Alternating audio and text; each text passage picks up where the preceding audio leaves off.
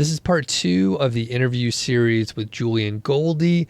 You should definitely check out his YouTube channel, and that's actually what we're going to talk about today, using YouTube to grow his agency. So we dig into the details, and I could geek out on YouTube all day long, but we keep this one pretty tight. By the way, if you missed out on the first part of this interview series, you could check it out. It should be the previous episode. It should already be out there. And Julie and I talk about how he got started working online and using AI for his SEO agency. I think that's it. We're gonna keep it quick today and just get right to the episode. And if you're not subscribed, be sure you subscribe wherever you're consuming this content. So thanks a lot. Let's get to the interview with Julian. All right, let's transition over to YouTube. So I love YouTube. It's probably like my primary area, and you have been producing a lot of videos for a while. So, talk about when you decided to just go in deep with YouTube. Yeah, so for me, it was when it really justified going deep, right? So, for example, when my videos were just getting like 200 or 300 views a video, it would make sense to just do 1 or 2 of those each week and get a few clients in. But I know it's not popping off in the way that maybe Matt Diggity or someone like that was. And then when I started doing these ChatGPT case studies, and I was getting like videos with like 50,000 views, 100,000 views, 20,000 views consistently, I was like, okay, I'm getting a ton of clients in. I'm getting a ton of sales calls booked from here. This is converting better than any single other channel that we have, because I track every single channel and how many leads we're getting from it. I was like, right, let's just do this every single day. And I'll set a get point. So as long as I'm getting 1,000 views per video, and as long as I'm still generating sales calls from this every single week, I'm just going to go hard on it. And that's what I did. And, 12 months later, I've published a video pretty much every single day since. When was that? Was it like 1 year ago-ish? Yeah, it was about, I would say, March 2023 last year that I really started going hard on it. All right. Yeah. And so how many videos do you have total? Roughly. I took a lot down after the Clapperton. So I would say probably about 1,000 videos were there in total, including shorts. But right now, I think there's probably about 400 or 700. Let's check how many are. Yeah, 453. So I took a lot of shorts down. That was the main thing. Okay, cool. So you mentioned a couple times like agencies are the folks that you want to work with. So how do you publish or plan your content to make sure you're attracting good leads and people into your funnel?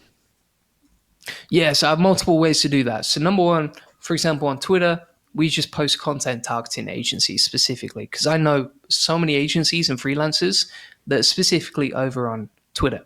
At the same time, a lot of the SEO content that I publish will be watched by agencies because they want to learn this more than anyone. Like, there's so much money to be made with AI SEO that for sure they're learning how to do it. And who they're going to go to, they're going to go to some of the most popular YouTube channels on SEO, hopefully including mine. The other way that I attract a lot of agencies to our channel is I actually set up a Julian Goldie Agency YouTube channel. That was back in about November, and it's already at 1,200 subscribers. And I post tutorials on how to get clients as an SEO agency, and then people find that, and then they go into my funnels, my free SEO course, and my book a white label SEO strategy session, CTA, and they grow from there. The other thing that works really well for attracting agencies is building communities. So I have a Discord community where that is full of SEOs and agencies. Just launched it last week. And then I also have a mastermind community with 200 people inside there. And that's an SEO mastermind, but it's also got like courses on how to grow your agency, how to get clients with YouTube, etc., all the SEO SOPs that they would need for their team, etc. So yeah, community building is another great way to attract agencies to your business. And you mentioned earlier about creating really a lead magnet, but you were like, if you create a lead magnet and you don't keep talking about it, then you don't have a chance to keep reusing that piece of content and get more leads. And one thing that I know from creating YouTube videos is if you want to promote that lead magnet again, you kind of have to keep doing the same type of content. I mean, you're hitting the same topic, right? Like you can hit it from different angles, but it becomes repetitive. And sometimes I've done this so many times. I'm like, I've already done a video on that, or I've already done 5 videos on that. So how do you keep going back to the well and creating essentially repetitive videos over and over again? And I don't know if you end up doing that, but let me know how you approach that repetitive idea so that you can keep pushing people to this really high converting lead magnet. Yeah, so the best way I think is just to document what you're doing currently, right? So for example, if I'm creating a new agency video tomorrow, then I'm just going to document some of the new changes that I've released in my agency to help us. And I know if they're working for us, it's going to help other agencies. And so, for example, it might be like, hey guys, this is how I'm getting clients with Facebook ads today. I set up a new ad based on these metrics because our CTR was down and I want to test this new copy that maybe will increase the CTR and therefore bring more clients. And by the way, I did it with ChatGPT. Here's how I did it. And that will be like video done for the day, easy. And I think one of the best things you can do as an SEO agency is just document what you're doing in terms of SEO. So doing loads of case studies where you showcase how I ranked this website or that website, etc.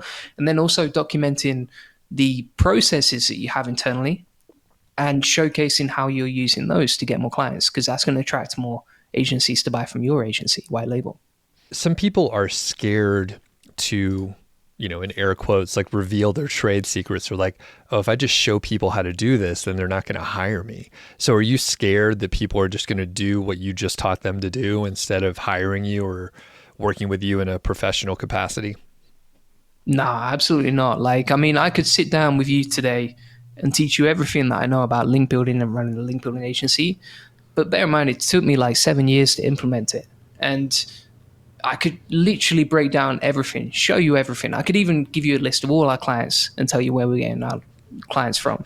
But the problem with that is like it might take you 7 years to implement every single one of those things. And so I don't care about giving away value. For me, I think if someone's watching that and they're implementing it, which 99% of people don't, but if someone is implementing it, then that's the type of person that's just going to figure it out anyway, whether they learn from me or whether they learn from someone else.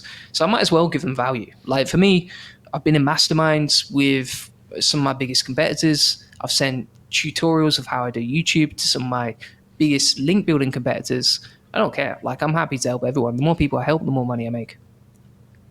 Well said. What do you consider a conversion on any of the channels? Is it an email subscriber? Is it some other action? How do you judge that? Yeah, so for me, I just chase the money, not the views. And so I'm always focused on one thing, which is generating sales calls. Now, I know that there's going to be some lead and lag indicators for that. So, for example, if we're getting opt-ins, email opt-ins, I know it's just a matter of time before a bunch of those convert into sales calls. And so I'll track both. And I know maybe this week we get 5 sales calls, but we get 100 opt-ins. And then next week we get 200 sales opt-ins, which means next month we're going to have even more sales calls booked in. And so, yeah, I'm always thinking about how can we get more opt-ins and then how can we get more sales calls booked in. Okay. And do you have a good mechanism to track the specific lead through, various channels? So for example, maybe someone follows you on YouTube first and then they end up following you on LinkedIn and then Twitter. So there's all these different touch points. So do you have any handle on all the different places that you might be interacting with a specific lead to understand better, like, okay, actually LinkedIn doesn't get as much traffic, but it converts so much higher, or it doesn't even convert as high, but they spend a lot of money. So any idea on that? Yeah, 100%. So I think tracking is everything. Like you need to have the data, and the longer you build your agency, the more data you collect, which is going to give you a competitive advantage over everyone else. As an example of that, and if you've got an affiliate link, I would recommend putting it inside the description, but Go High Level. Go High Level is just hands down the best CRM I've ever used as an agency.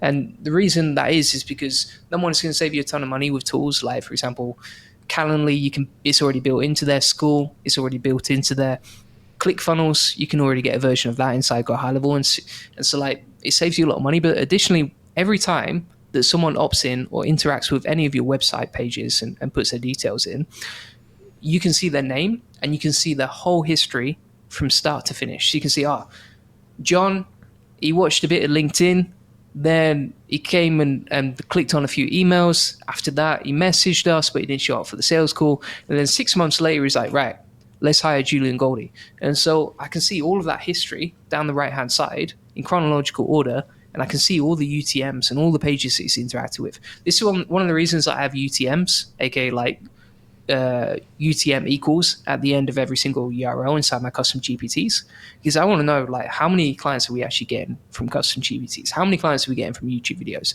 I'll even inside my YouTube videos, if you check them out, I even put the code of the video inside the UTM so I can track which videos and which topics are converting the best. And so I think tracking is everything. And then on the other side, obviously you've got all that data, the micro data on the contact. On the other side, you want to make sure that you're tracking every single sales channel and your activity, aka the inputs, like how many tweets, how many videos, how many emails, etc. And you want to track how many leads and sales calls and sales did you get from each channel. And from there, you can quickly figure out, okay, YouTube is getting me the 80-20 sales calls. So I'm going to double down on YouTube. I'm going to do more YouTube lives. I'm going to do more videos every day. I'm going to create another channel. And then Facebook ads is getting me nothing.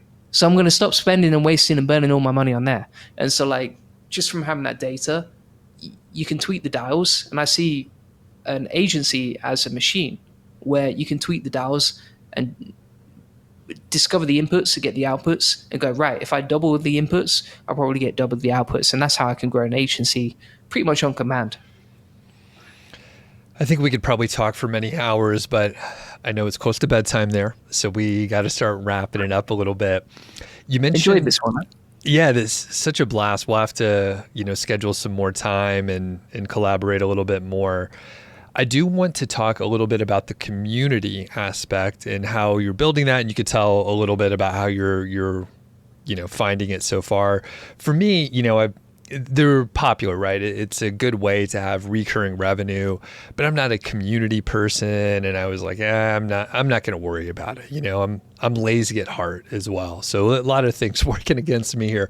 But you're making it work really well, Julian. So, can you talk about how you set things up, how you operate it, and some of the value that people might expect if they checked out your community? Yeah, sure. So, I mean, number one, we've got like the free communities, for example, YouTube. And so the way that I build a community on there is like, I'm always asking for feedback and making little micro promises and then delivering on that, right? So for example, the other day I posted, by the way, guys, we're interviewing a Flipboard expert who gets millions of traffic every month from Flipboard. If you have any questions for him, let me know. And then all of the questions that people asked for free, I asked that guy during the interview. And that's just like a little way of delivering. And I make these promises every week to people, but I'm like, I'm going to do this for you. I promise I'll do it. And then I deliver on that promise. That's one of the best ways, I think, to build a community that actually trusts you and sees you as the expert. And then when you have these paid communities, for example, I have a school that's $300 a month, and then I have a Discord that increases in price every 10 members that join. With these communities, it's really about taking a bit more responsibility on my side to help them, right? So like, for example, people can direct message me, they get weekly action items to do, they get all the systems that I personally use and have tested, along with the SOPs to implement it in a very simplified way. And then they get the ability to interact with each other, which platforms like YouTube don't really allow, right? So for example, if John's e-commerce SEO agency and Jill's got an e-commerce SEO agency, then it would make sense for those two to collaborate and teach each other and say, right, here's what's working, here's how we can partner, here's how we can help each other refer clients, etc. This is a massive benefit of communities. The other thing that I would say on the flip side, if you're an agency owner, one of the biggest benefits of having a community is that you are the expert leading that community and helping everyone and giving value and connecting everyone. And so when clients are looking around and they're like, who's the expert? Who should I hire for link building or SEO or agency stuff, whatever, they're going to see you as one of the standout people that actually took that responsibility on. Got it. Very good. Any specific challenges with the community so far? Yeah, I think it is a skill to be learned. Like it doesn't come naturally as well. So, for example, one of the biggest problems you might find is that, well, I mean, number one, a lot of agency owners like they don't want to speak to clients directly, and for sure you're going to get some DMs from clients who, even if you have account managers, clients are going to DM you because they want to interact with you, the agency owner. That's something that's going to be a struggle for some people watching this. Additionally, making sure that people give value and that you're not carrying the community is very, very important, because every single person in that community has something to offer. But you have to build an environment that's comfortable and makes it easy for them to share their value and their expertise, because that's how a rising tide lifts all boats. And so that's something that I've really learned over the last few months, to help people interact with each other. Very good. Yeah, I can see that being a challenge, and you want to have a positive energy, not a scarcity mindset. You want everyone to feel like they can share and they're gaining value, and that's tough to nurture. Oh, mate. I mean, I won't mention any names, not going to mention any names. But what I will say is I've joined some communities where they're like, oh, share your wins this week. And then I'll share a video. I'll be like, hey guys, publish this video. And people will reply in this community that you pay for as a customer. They'll reply with like a throwing up emoji, like a sick emoji on your video. And you're like, what am I paying for here? I'm just getting abused publicly. Yeah. Everyone else looking up. You can get that No for moderation. free. Yeah. Yeah. No, Man. I could do that on Twitter for free every day if I want. Man. All right. Well, Julian, this has been amazing. We'll link up so people can get to all the places, but where do you want people to connect with you and check out your stuff? You can mention them here. And like I said, I'll link it up so people can get to it. Thanks. Appreciate that. Yeah. So feel free to check out our SEO and agency community. It's called the SEO Boardroom. If you want to link to that in the description, that'd be amazing. Otherwise, just check out my YouTube videos. Julian Goldie Agency is probably the one that most people watching this will be interested in. It's got all my systems that I use to generate clients are publicly displayed on my YouTube channel, because I want to help people. Awesome. Well, we'll talk soon. Have a great night there. And thanks again. Appreciate it, man. Thank you. Thanks a lot to Julian. And if you haven't checked out his YouTube channel, hopefully this episode inspired you to do so. He does live streams all the time. I'm not sure if it's daily, but I see it on my feed all the time. And he does news stories. He's putting a segment in there, at least I think once a week or so, he's doing a news story, at least the time that I'm recording this outro. And yeah, just check it out. He's a good dude. You'll probably see him around at conferences and stuff like that. And I think that's it for today. Be sure to check out some of the other episodes if you happen to have missed them. I try to interview actually some, well-known people, but also some up-and-comers, people maybe that you haven't heard of yet that are doing interesting things. So we'll have a look at some of those other episodes. And if you have a chance, if you dig this podcast, please tell your friends about it. It really does help spread the word.